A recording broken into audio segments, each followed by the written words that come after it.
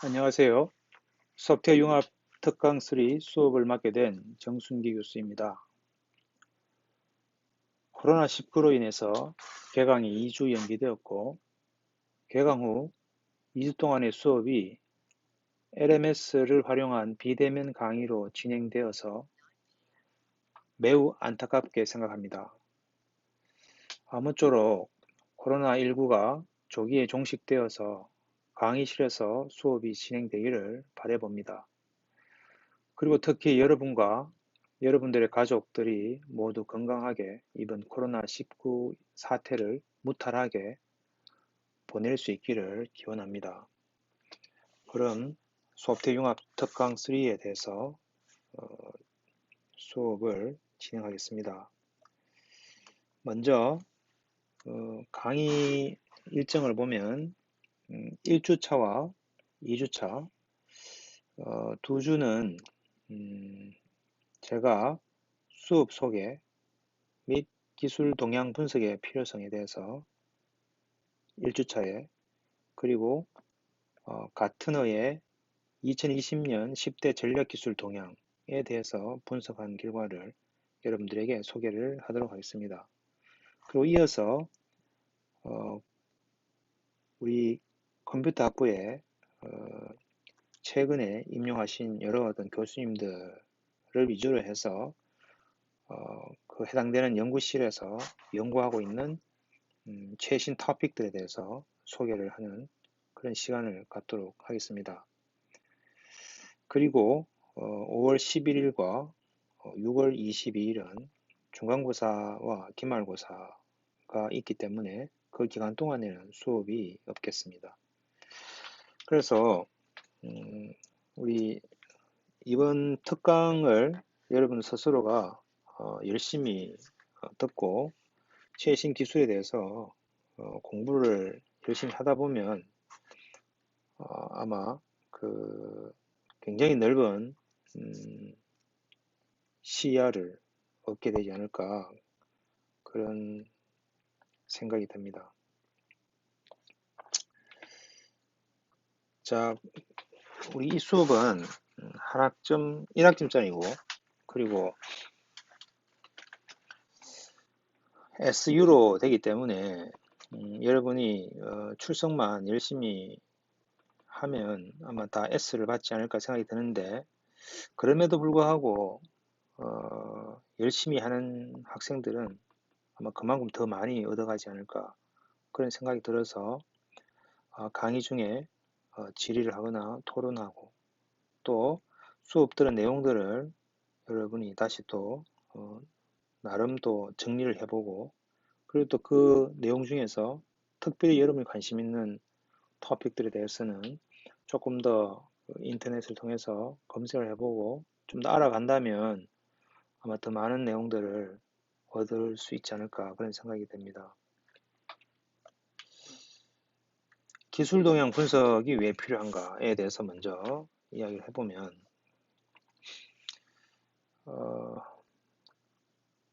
꼭 기술 트렌드뿐만 아니라 우리는 현재 살아가는 이 시점이 아니라 미래에 대한 어떤 예측을 하고 미래에 대한 어떤 통찰력을 가져야지만 현 시점에서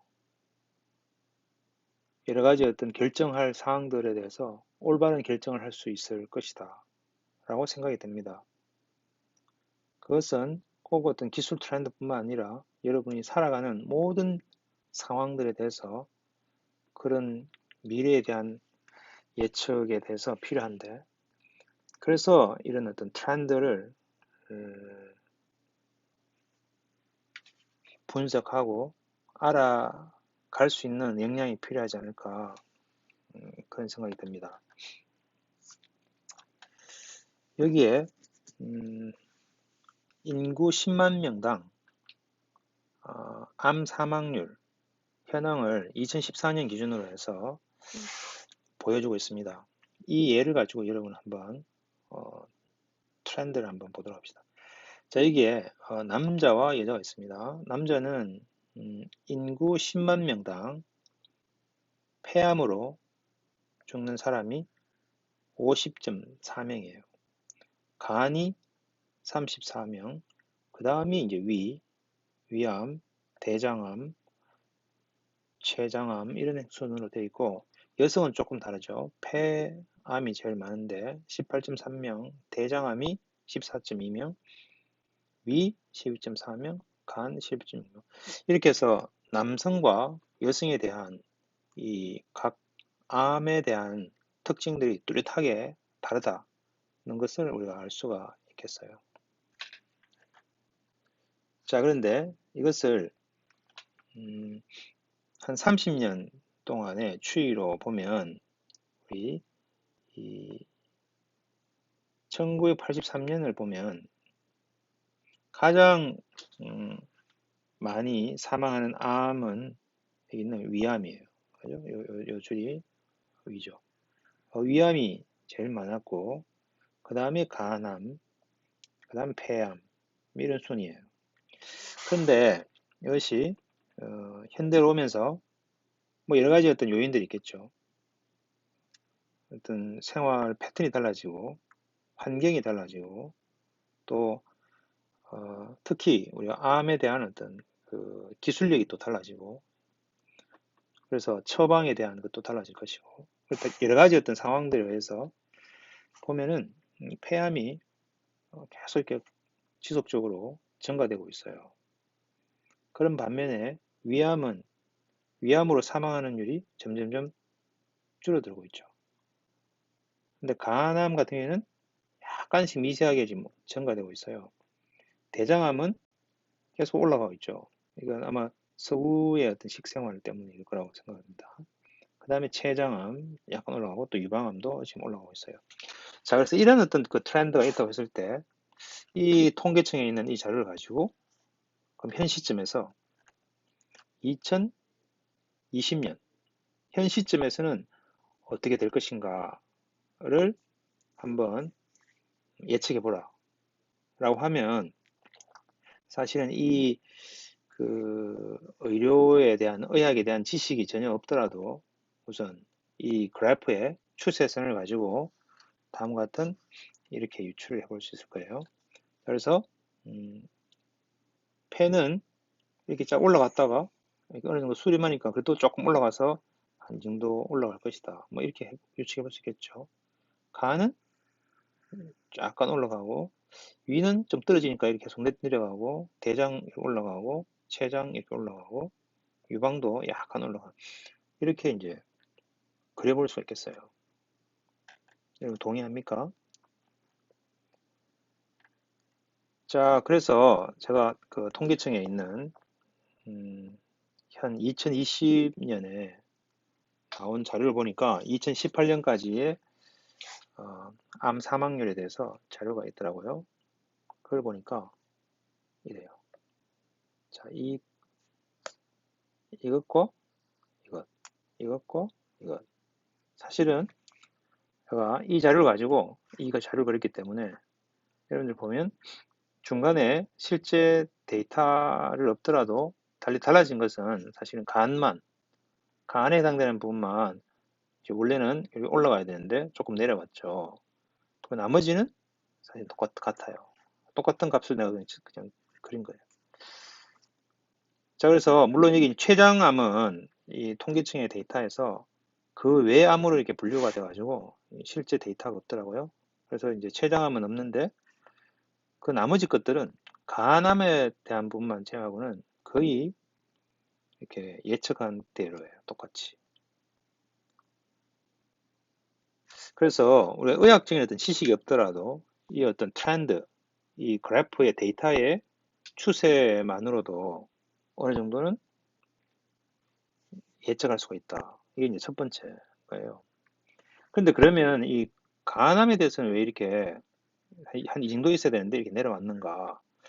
근데 저도 이제 이 의학에 대한 정보가 지식이 없기 때문에 정확하게 이야기를 해볼 수는 없겠지만 그렇더라도 간단하게 보면 다른 어떤 장기들에 비해서 간에 대한 것은 이 간이 이렇게 손상이 돼서 더 이상 사용할 수 없는 상황이 됐을 때 다른 사람의 장기를 이식하는 그러한 비율을 보니까 간에 대한 이식이 많더라고요. 그래서 아마 다른 그 장기들에 비해서는 이 간이 아마 그런 걸로 해서 상당 부분 이렇게 사망률을 떨어뜨리지 않았나 이런 생각이 듭니다.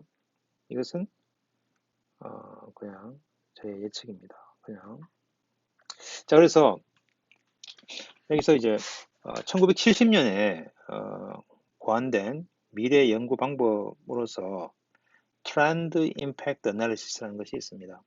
이것은 과거 데이터를 근거로 조금 전에 우리가 봤던 그 예측, 그래프에 대한 예측, 그걸 우리가 익스트라폴레이션이에요. 외삽. 그리고 어떤 선택한 미래 사건들의 영향력, 그리고 발생 가능성, 이런 것들을 결합해서 분석을 해서 미래는 이럴 것이다 라고 하는 걸 찾는다는 거죠. 그래서 TIA는 과거 시계열 정보를 근간으로 해서 추세 분석, 아까 조금 전에 봤던 익스트라폴레이션 이런 거고, 동인 분석. 동인 분석이라는 것은 어떤 새로운 어떤 외부의 요인에 의해서 이런 어떤 추세를 이렇게 다르게 왜곡시키는 그런 어떤 드라이버가 되겠어요. 이런 부분들에 대해서 플러스해서 이 미래를 예측하는 방법이 바로 트렌드 임팩트 애널리시스예요. 그렇지만 이 트렌드 임팩트 애널리시스는 상당 부분 우리가 맞게 예측할 수는 있겠지만 주로 과거의 정보를 기반으로 하기 때문에 미래에 일어날 변화를 적절하게 적용하기는 어려워요. 자, 또 그러면 이 여러 가지 어떤 과거의 데이터들을 어떻게 수집하는가? 조금 전에 우리가 암에 대한 것을 수집했듯이 요즘은 이런 그 여러 어떤 사람들의 어떤 관심사 혹은 아니면 뭐 그 특히 이게 검색 엔진을 통해서 검색을 하는 동안에 이 관심에 대한 부분들을 우리가 찾아볼 수 있죠. 그래서 구글에서는 어떤 시간별로 혹은 어떤 지역별로 어떤 특정한 키워드들이 얼마나 많이 검색되고 있는가를 이렇게 분석을 해서 보여주는 구글 트렌드라는 것이 있어요. 그래서 이걸 보면 상당 부분 어떤 그 사람들의 관심사들을 우리가 분석해 볼 수 있는데 BTS를 예를 들면 뭐 꾸준하게 이렇게 쭉 관심을 가지고 있다 그죠? 근데 여기 보니까 특이한 것은 여기 그 아프리카의 서부 아프리카 여기 그 부분이 사실은 가장 BTS가 많이 검색이 되고 있더라는 거죠. 그래서 그 다음에 이제 인도네시아나 타일랜드, 필리핀 뭐 이런데 그래서 동남아 지역에서 이 BTS를 검색하는 사람들이 굉장히 많더라. 뭐 이런 것들을 우리가 분석해 볼 수 있어요. 그리고 뭐 이 트렌드에서 갑자기 이렇게 피크가 일어나는 이런 부분들은 어떠한 상황들이 있었는가 이런 것들을 또 현상들을 우리가 또 분석해 볼 수 있겠죠. 꼭 그런 어떤 그 사회적인 트렌드뿐만 아니라 이런 그 기술 터미널로지에 대해서도 예를 들면 이제 예를 드는 것은 우리가 버추얼 리얼리티와 오그멘티드 리얼리티라고 하는 이런 어떤 두 개의 기술 텀에 대해서 이 전 세계적으로 어떤 트렌드를 갖는가 해서 이제 파란색이 이제 버추얼 리얼리티고 빨간색이 이제 오그멘티드 리얼리티예요. 자, 그런데 이거를 보니까 어떤 두 개의 터미널로지를 비교함에 있어서 대부분의 어떤 나라들은 이 버추얼 리얼리티에 대해서 더 많이 검색을 한다. 왜냐하면 이게 오멘티드 리얼리티라고 하는 것은 이 버추얼 리얼리티의 한 요소일 수도 있고, 혹은 조금 이제 달리 보더라도 그 응용이 작다라고 느낄 수 있을 텐데, 특이하게도 말레이시아나 스리랑카, 인도네시아, 싱가포르 뭐 이런 지역들은 오히려 이 VR보다 AR이 훨씬 더 많은 관심을 갖더라. 뭐 이런 것들을 우리가 볼 수 있죠.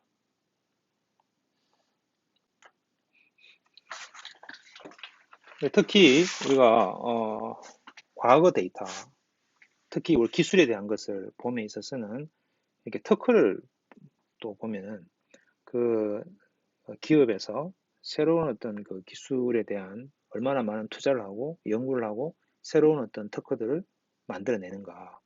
그래서 특허에 보면 이런 어떤 서지 정보가 명칭, 특허의 명칭, 그 다음에 출원인이 누구냐, 이 특허를 실제로 그 출원인의 국적은 어디냐, 혹은 표준 분류표에서 어떻게 우리가 카테고리가 나눠지는가, IPC나 혹은 그 특허에 실제로 이제 청구 항이 무엇인가, 출원 연도, 공개 연도 뭐 이런 것들을 가지고 여러 가지 다양하게 우리가 분석을 해볼 수가 있어요. 이것은 우리가 뭐 LED에 관련된 디스플레이에 대해서 국내 기관의 출원 건수 뭐 이렇게 있는 것과 그 다음에 전체 특허 건수에서 한국과 그 다음에 미국 그 다음에 이제 어, 여러 가지 어떤 것들을 우리가 음, 트렌드를 분석해 볼 수가 있어요. 그리고 최근 들어서는 특허뿐만 아니라 여러 연구기관에서 논문, 그러니까 특허와 논문은 조금 개념이 다른데 특허는 내가 지금 이것을 새롭게 어, 발명했으니까 이건 내만 써야 돼. 그래서 다른 사람은 쓰면 안 돼. 라고 하는 어떤 그런 상업적인 개념이라면 논문은 내가 지금 이것을 공부해가지고 새롭게 알아냈으니까 다른 사람들도 좀 같이 공부를 해서 이걸 알면 좋겠어. 이렇게 퍼블릭하게 공개하는 거죠. 퍼블리케이션. 그래서 조금 개념은 다르지만 이 아카데미에서는 이게 주로 논문, 그 다음에 이제 기업, 상업적으로는 이제 특허 이렇게 어떤 기술 트렌드를 우리가 분석함에 있어서 중요한 것으로 우리가 볼 수가 있겠어요. 자, 그런데 이제 가트너라고 하는 기업에서는 이 하이퍼 사이클 해서 과장 곡선이라고 하는데 이 과장 곡선이 어떤 특정한 어떤 기술이 처음 이게 R&D에서 연구를 해가지고 새롭게 처음 이게 혁신적인 아이디어가 나오면 그것을 가지고 스타트업 컴퍼니가 처음으로 이런 어떤 기술들을 상업화한다는 그런 가능성을 보여줌으로써 이 대중들의 관심을 갖게 되는 거죠. 그 다음에는 이 스타트업이 아주 이렇게 혁신적인 제품을 초기 제품을 만들어 내는데 이것이 일반화되지는 않고 아주 커스터마이즈된 그런 형태의 것들을 우리가 만들어내면 얼리 어댑터들이 이거 관심 있어 하면서 이렇게 써보는 거죠. 그 다음에는 이제 대중 매체들이 이건 진짜 미래의 혁신적인 기술이야 하면서 이제 막 이렇게 과장을 시키기 시작해요. 그러면 이제 이거 투자해가지고 생산해내면 돈 되겠어. 이렇게 해서 이제 여러 어떤 스플라이어들이 막 만들어내면서 이 기대치가 피크를 이루는 거예요. 그러면서 이제 얼리 어댑터뿐만 아니라 그 얼리 어댑터를 벗어난 그런 어떤 활동들이 막 만들어지면서 에이 막상 써보니까 기대했던 것과는 달라 이런 어떤 네거티브에 대한 것들이 이제 좀 시작되면서 그 기술에 대한 기대치가 점점 이렇게 떨어지는 거예요. 그러면서 이 스플라이어의 컨솔리데이션이나 어떤 페일류가 만들어지고 그래서 사실은 이제 아주 베스트한 제품을 만들어내는 것만 살아남고 이제 조금 후발주자나 혹은 아니면 좀 시원찮은 어떤 결과를 내는 기업들은 이제 망하는 게 되는 거죠. 그러면서 이제 그 살아남는 어떤 스타트업들이 세컨드 라운드 혹은 서드 라운드의 어떤 벤처 캐피탈의 펀딩을 우리가 얻는 거죠. 그리고 5%보다 작은 어떤 오디언스들이 실제로 그 제품에 대해서 완전히 모든 기능들을 소화하면서 사용해 보는 거죠. 그 다음에 세컨드 제너레이션의 프로덕트가 나오고 그 다음에 또 서비스가 나오면서 조금 이렇게 기술에 대한 기대치가 안정화되어가는 그런 과정을 거쳐요.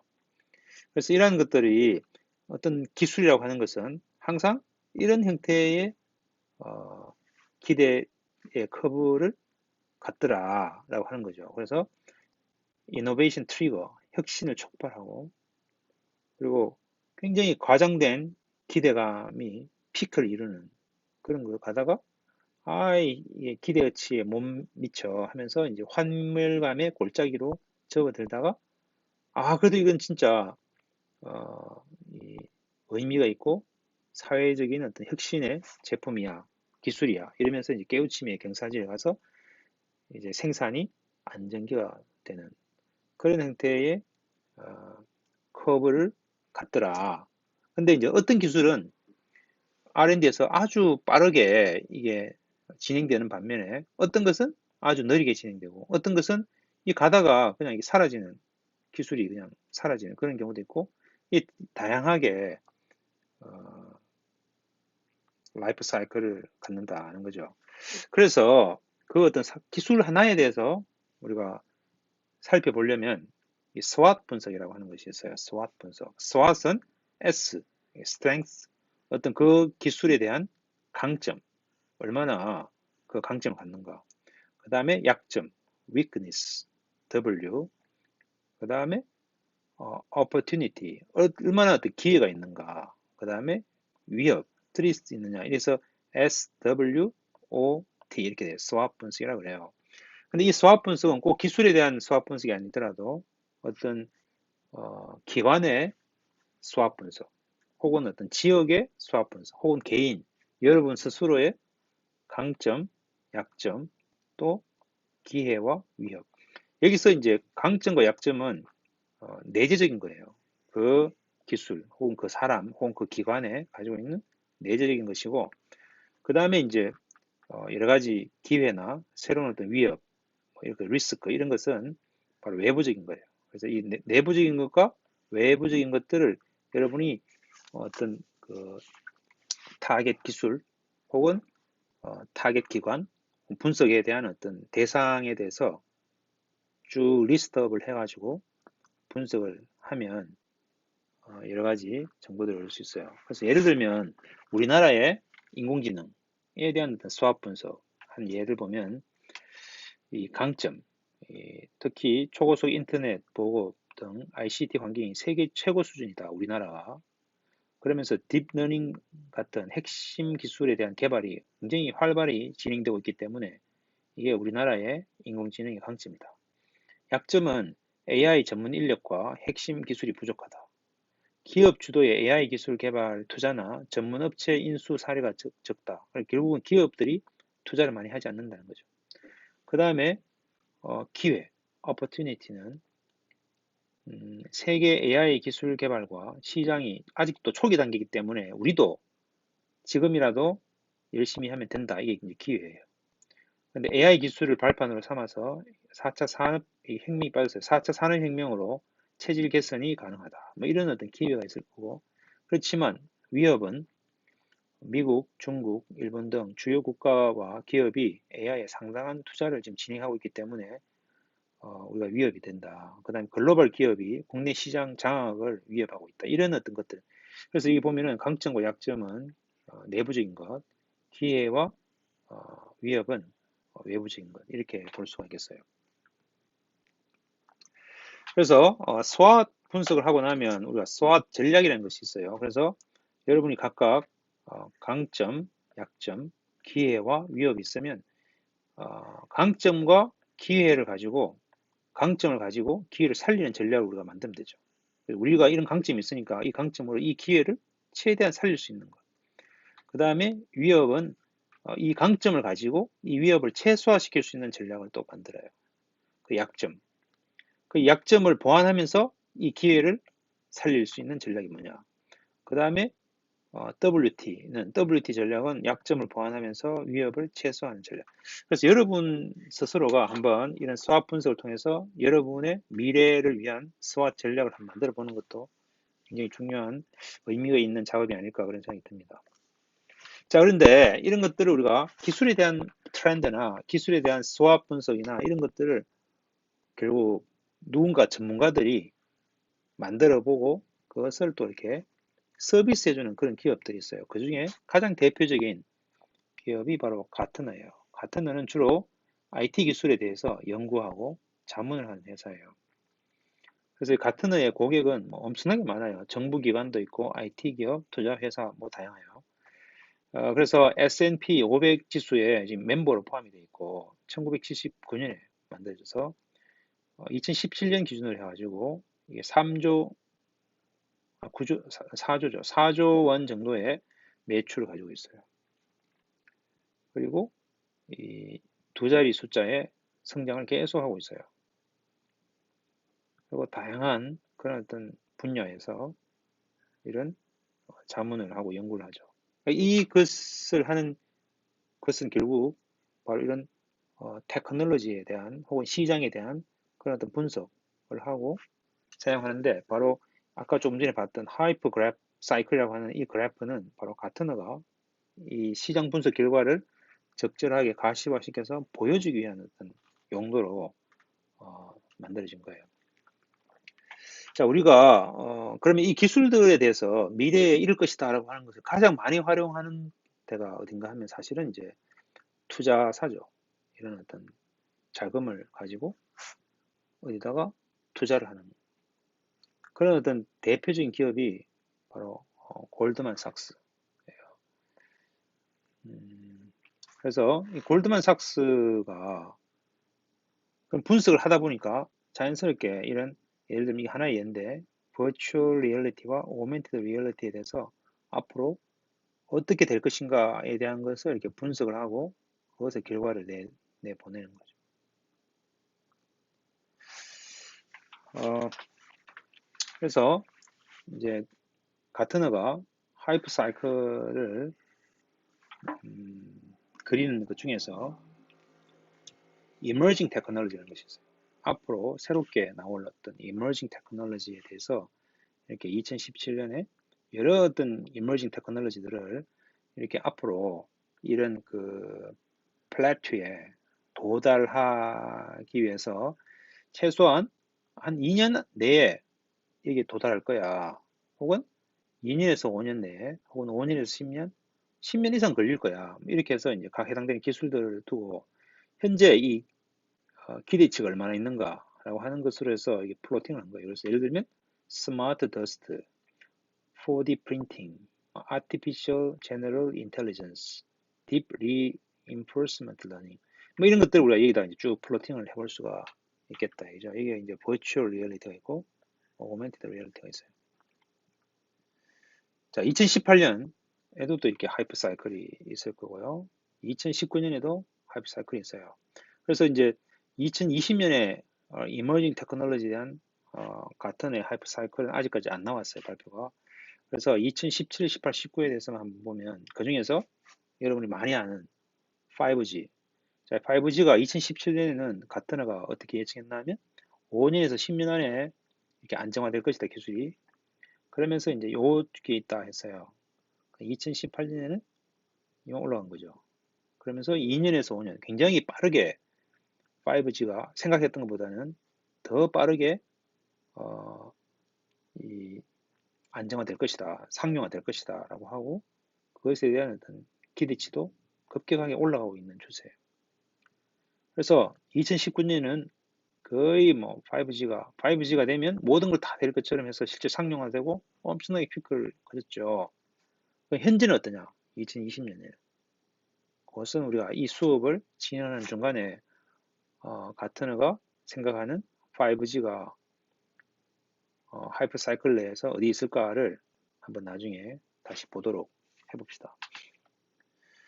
자, 또 뭐 퀀텀 컴퓨팅 같은 경우에는 지금 여기에 있어요. 그래서 이것은 워낙 개념적으로 어려운 거기 때문에 한 10년 이상 걸릴 것이다 라고 하고 지금 여기 있는데 대신에 기대치는 엄청나게 높아요. 사람들이 5G보다 더 높아요. 퀀텀 컴퓨팅이 되면 뭐 기존에 우리 기존에 있던 그런 컴퓨팅으로는 풀 수 없는 여러 가지 문제들을 풀 수가 있겠다 이렇게 이제 하는 거죠.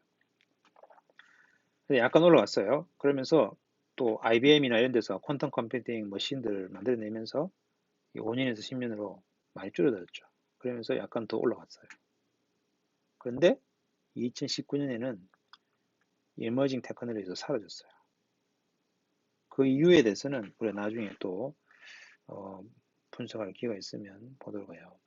자, 또 하나는 이제 autonomous vehicle이라고 하는 것이 있는데 이 autonomous vehicle 같은 경우에는 2017년만 해도 10년 이상 걸릴 것이야. 대신에 이것만 되면 뭐 교통부터 해서 모든 물류 뭐 엄청나게 많은 것들에 대한 문제들을 해결할 수 있어 하면서 기대치는 엄청나게 높았어요.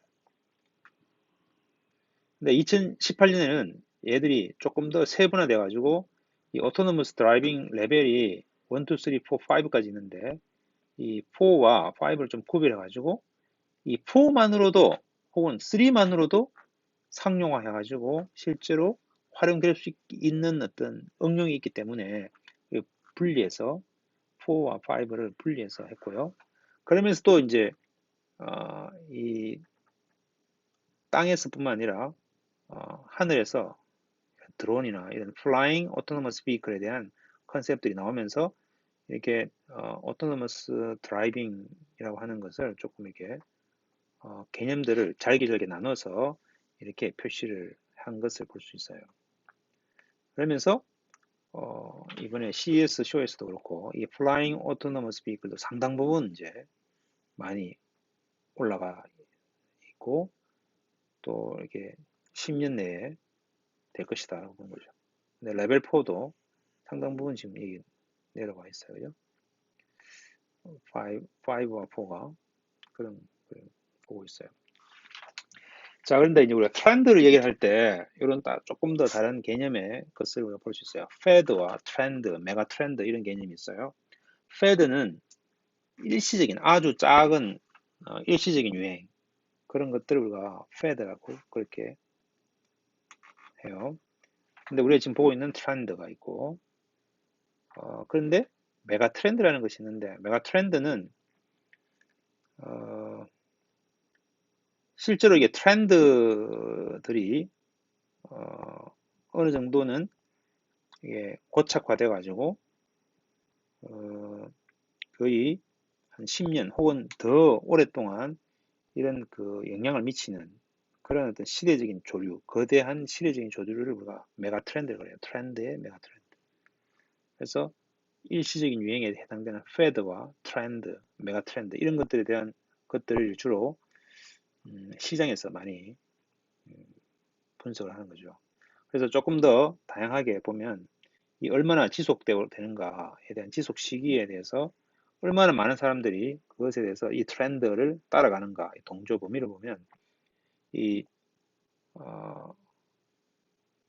마이크로 트렌드라고 해서 마이크로 트렌드 아주 짧은 동안 잠깐 나타나는 그런 게 있는가 하면 패드 1년 이내에 있는 것들을 우리가 패드라고 그러고 트렌드는 처음 시작했다가 갑자기 피크 됐다가 이게 내려가는 거죠. 물론 이게 이제 이런 모양이 아니라 아까처럼 이렇게 되는 거죠. 그죠? 아까 하이퍼 사이클은 이 기술에 대해서는 그 다음에 이제 메가 트렌드는 한 10년 이것이 문화 컬처가 되면 30년 이상이 된다 이죠. 그래서 우리가 지금 최근에 얘기하고 있는 K-팝이나 K-웨이브라고 하는 것은 이 문화의 관점으로 우리가 해석을 하면 상당 부분 트렌드를 해석할 수가 있다 이죠.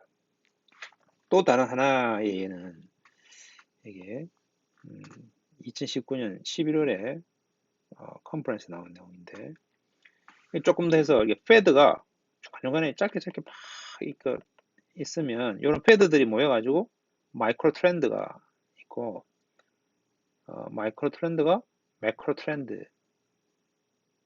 그 다음에 메가 트렌드 기가 트렌드 패러다임 뭐 이런 식의 개념으로 또 분석을 해서 이야기를 하는 사람들도 있어요.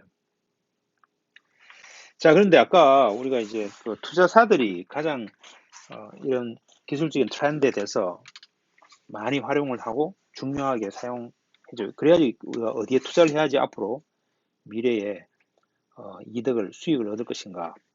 그래서 꼭 어떤 그런 그 재정적인 투자뿐만 아니라 여러분이 내가 어디에 공부를 해야지, 어떤 회사에 내가 취업을 해야지 내 미래가 훨씬 더 밝을 것인가. 이런 것도 역시 마찬가지예요.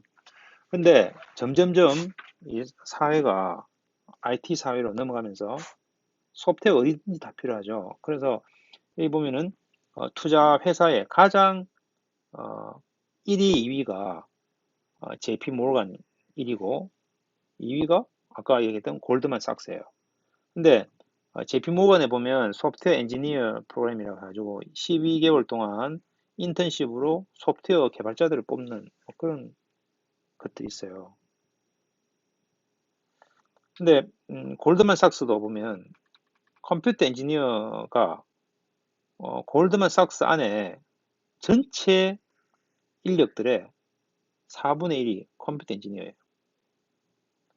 그러니까 여러분들이 지금 우리가 소프트웨어 융합 특강이라고 하는 것을 배우면서 이 컴퓨터라고 하는 것에 대한 소프트웨어에 대한 것에만 하는 게 아니라 이 사회에 대한 트렌드들을 많이 알고 또 이런 어떤 기술 트렌드에 대해서 잘 알면 여러분들이 이런 금융 혹은 다른 어떤 분야에서도 소프트웨어 엔지니어 혹은 컴퓨터 엔지니어들이 계속 필요하기 때문에 이런 것들에서 좀 더 넓게 여러분이 눈을 키워볼 필요가 있다 이런 생각이 들어요. 그래서 뭐 이런 사이트들 너무 많은데 골드만삭스의 소프트웨어 엔지니어의 샐러리를 보니까 이게 탑 5 안에는 탑에는 18만 불, 그죠? 거의 한 2억 정도, 연봉 2억 정도 되고요. 그 다음에 16만 불, 14만 불, 12만 불 이렇게 골드만삭스 안에 있는 소프트웨어 엔지니어들의 샐러리가 이렇다는 거예요. 그래서 이제 그 여러분들이 이 컴퓨터를 공부를 함에 있어서도 이런 사회의 전반적인 기술적인 트렌드들을 많이 알아야지 시야가 넓어지고 또 내가 왜 이런 공부를 하고 있는지 또 이 공부가 어디에 또 활용이 될 것인지에 대해서 충분히 이해를 할 수 있지 않을까 그런 생각이 듭니다. 그래서 오늘 수업은 이것으로 마치겠습니다.